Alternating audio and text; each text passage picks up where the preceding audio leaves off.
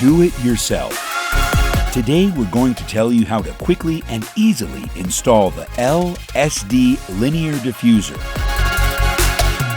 Make sure you have the following tools to successfully install our product: pencil or marker, tape measure, square, utility knife or handsaw, and don't forget all the necessary personal safety equipment such as goggles and gloves.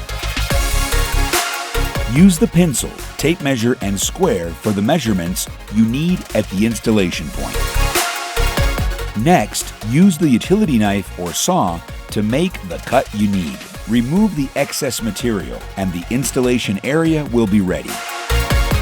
Before opening your product, make sure it matches the measurements you purchased. Remember that the measurement you will use is the base measurement, which should match the installation space.